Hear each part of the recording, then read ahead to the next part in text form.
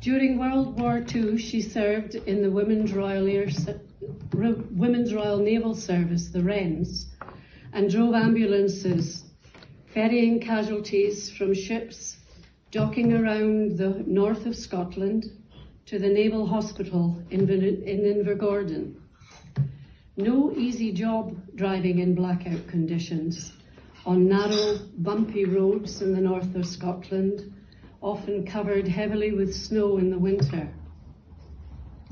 Travel was slow and difficult. During her time off, she would get on her motorbike and travel to Kingussie for some rest and recuperation with the family. Soldiers of K6 Indian Army, when they came into town, she would see them at the cinemas, she would see them in the military canteen that they had, I think, just across the road there, and at the ceilidh dancing. Everyone found them very friendly, well-mannered, and never caused any trouble.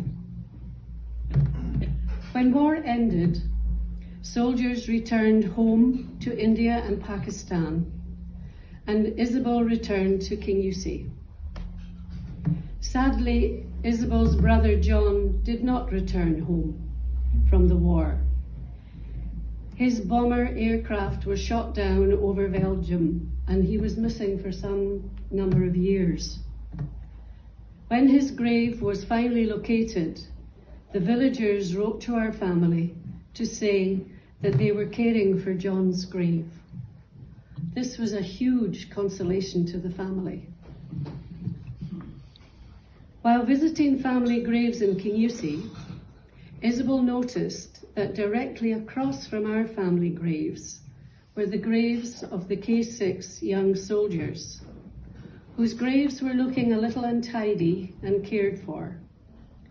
This upset her greatly. She was really bothered by this. So she went to the local gravedigger to inquire who was caring for these young men's graves. His responsibility was solely to dig the graves, not to look after the surrounding area. But he agreed to assist her if she wanted to do that.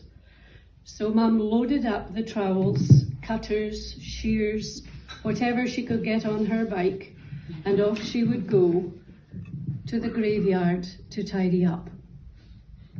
The young soldiers soon were referred to within the family, and by her in particular, as my boys, and we'd know where she was heading.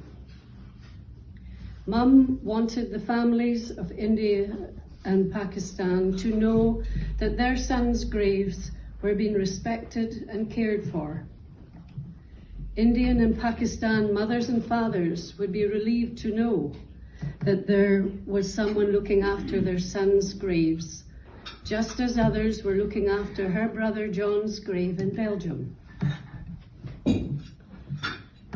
Isobel's care for these young men's graves, far from their homes, has continued steadfastly, year in, year out, for 70 years, until recently taken over by the War Graves Commission, and are immaculately kept, as you have seen today. The care of a selfless heart is one of hospitality of the heart, and one of the highest values within the Highland clans throughout generations. Hospitality of the heart that welcomes all into their homes, no matter what creed, colour, faith, and without prejudice of any kind. The hospitality of this Highland woman's heart has remained constant. She would say, "We are all Jack Tamson's bairns, all beautifully and wonderfully made by God." Isobel was awarded the BEM in 2019 by Her Majesty the Queen for her quiet, humble service to the K6 soldiers. It is so well deserved.